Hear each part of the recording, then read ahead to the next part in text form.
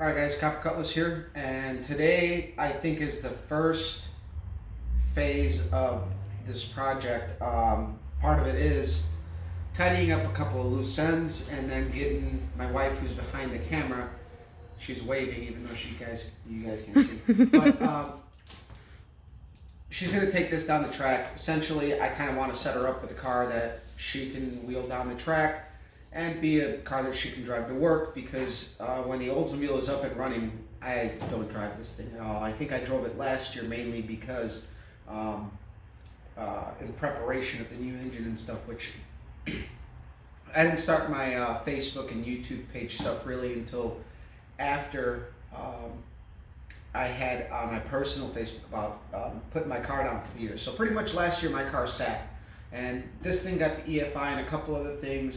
But now it's time to really make this car something kind of cool. And it's a B body, it's a little different, but it's not much heavier than like a 66, 67 Chevelle. So relatively, it looks big, but it's really not. It's got a couple of issues. That's why I'm calling it Project Uphill, because I have to go back and undo quite a few things. Nothing major, but it's a lot of little details that were just inherent to this build, because my dad got this car when I was 10 years old. I'm 30 now, and at about 2009 I really took over the build. It was already painted. We painted this at our high school body shop program when I was getting my feet wet, and I kind of took over with it as a bare painted shell on the frame, and I took the engine out, and the engine that's in here is actually from the olds. It was the first engine I had in the olds, and it ran like a 13.9 when it was in there. It's a pretty stout little engine, pretty much damn near stock. It was just set up right and it ran good. And that's what's in here now. But the engine's gonna come out once the wife enjoys it at the track in a couple of weeks, and we go back probably once or twice or 3 times before it snows. So this is gonna be really a late fall project, but I fixed a wheel stud today because I stripped a wheel stud back in 2011. And I never bothered fixing it until now. In the street, I guess 4 lug nuts didn't bug me, but going to the track screams, what the fuck's wrong with you?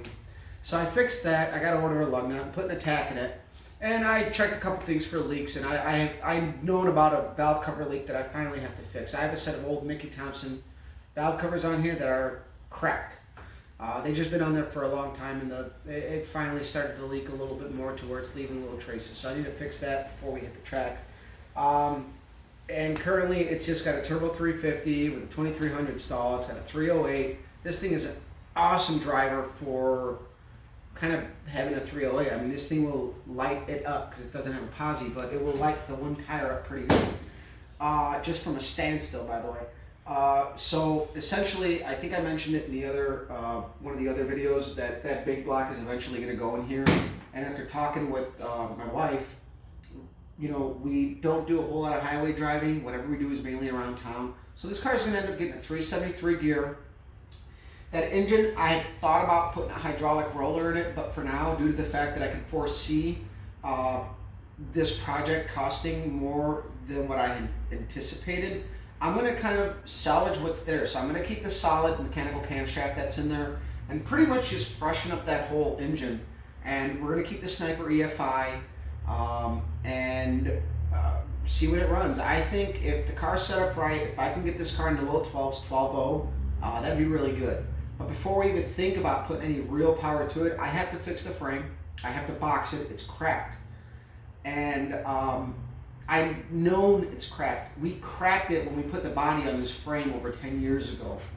And we've known about it, but now it's time to fix it. It really hasn't gotten any worse, but going up my driveway is kind of a climb, and over time that pinch point where it's split has gotten worse. So I have to box it, cut it, repair it, replate it, which again, big part of the project.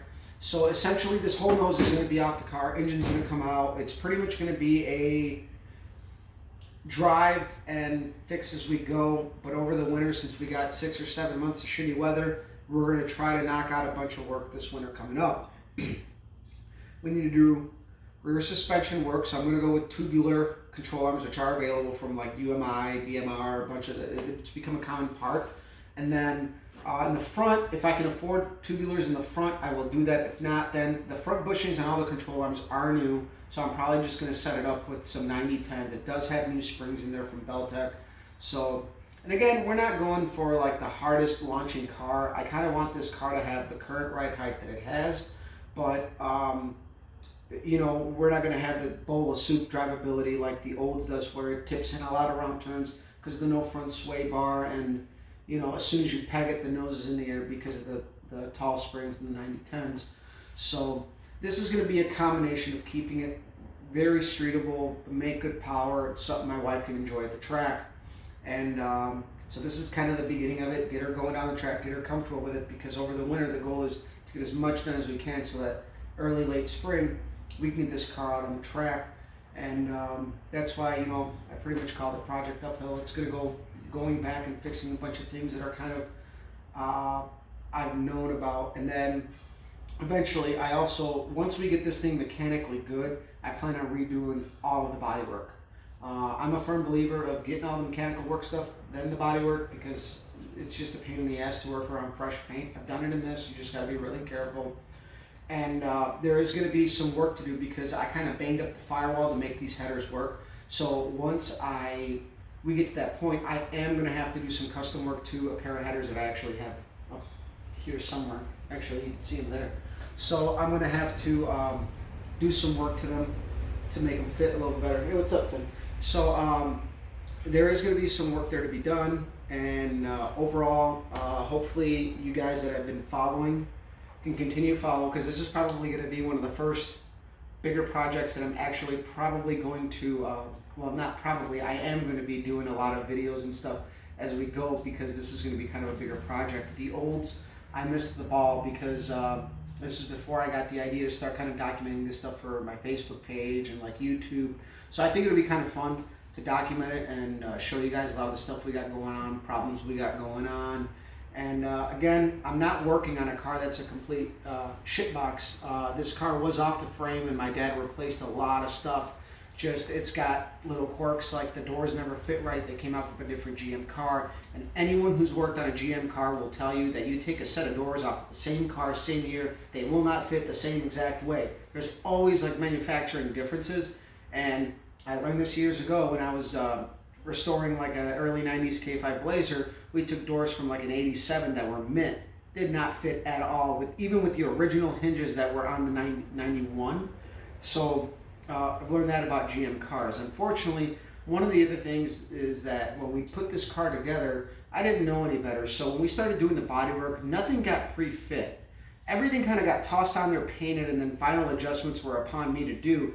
And I lost a lot of adjustability. You can see that door edges are chipped and stuff like that. So when I really start digging into this car, a lot of corrections will be done to it to make sure that the panels all fit good. And eventually, I'm probably going to end up sending the car out. This is long term. We're probably going to send it out to get it some upholstery work done, because that's outside of my skill range, and that's one of the areas that I probably would benefit from paying somebody. But yeah, as far as, you know, we are going to be putting a Turbo 400 in also over the winter, along with a big block, and probably like a 3500 stall or 3000 stall, something like that. But yeah, guys, I know that in one of the videos I didn't want to get too far into it, but now I'm at that point where I think I came up with a game plan, and hopefully over the winter we can do a lot of the work. It's a lot more work than money. I think the engine, since I'm going to be saving like 90% of the parts that are there, and make sure, as long as everything checks out, I think just freshening up that engine probably be $1,200 to $1,500 all said and done. And the rear end, we're going to have to put a posi and a gear. It's about another $1,000 right there. And then the transmission is probably about another $1,200 or so, depending on what we go with. So again, this is going to get all trickled out over 6 or 7 months. So hopefully it's an easy enough bite to chew on. And if not, then we're going to have to wait. It's just going to be like the Olds. When I repainted it, I anticipated getting it done by May. I actually didn't hit the road until mid-July with it, because money, setbacks, parts, delays, and everything else. So But either way, we're looking at making this car safer, better, for the track, for my wife. And so yeah, guys, follow along, subscribe. I hope this project is something that interests you guys. I may have not said what car it is. It's just a square B body, but it's a 77 Pontiac Bonneville. That, what the fuck's going on over there? So. No, but but either way, this car actually has been in our family, my family, for over 30 years. It was my grandfather's, my uncle's, then my dad got it back in 2000, late 99. And then I kind of took over it. Once my dad retired, he kind of lost his storage, and I ended up with it here. And I kind of told my dad, look, if you don't really drive it, I kind of want to take over and make something of it, you know, but I just want to make sure that you're okay with it. And my dad's like, do whatever you want with it, man, enjoy it. So that's what I'm doing. We're going to pretty much make a car that we can cruise and that my wife can race. So follow, share, subscribe. Follow us on Facebook, Copper's Garage, Instagram, Copper Cutlass, and of course on YouTube, Copper Cutlass as well. Thanks, guys.